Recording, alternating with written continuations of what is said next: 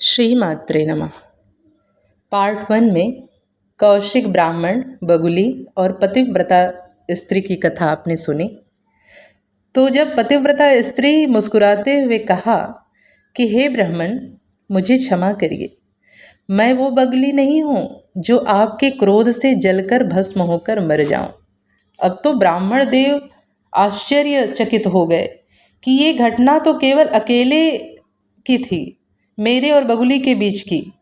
इस पतिव्रता स्त्री को कैसे पता चला?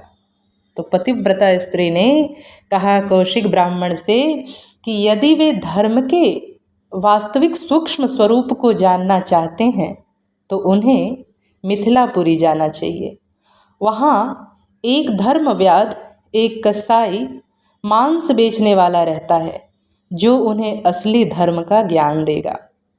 कौशिक ब्राह्मण अपनी आंतरिक शुद्धि और कौतूहल के लिए राजा जनक की नगरी मिथिला में पहुँचे। वहाँ उन्होंने देखा कि वह व्याध कसाई दुकान पर मांस बेच रहा था। जैसे ही कौशिक ब्राह्मण वहाँ पहुँचे, उस व्याध ने उन्हें देखते ही पहचान लिया और कहा कि आपको उस पतिव्रता स्त्री ने ही यहाँ भेजा है ना?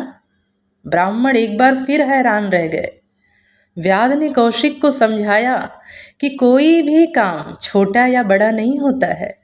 वह अपने कुल का कर्म मांस ईमानदारी से बेचता है, जीवों की बेवजह हत्या नहीं करता, माता पिता की सेवा करता है और कभी झूठ नहीं बोलता।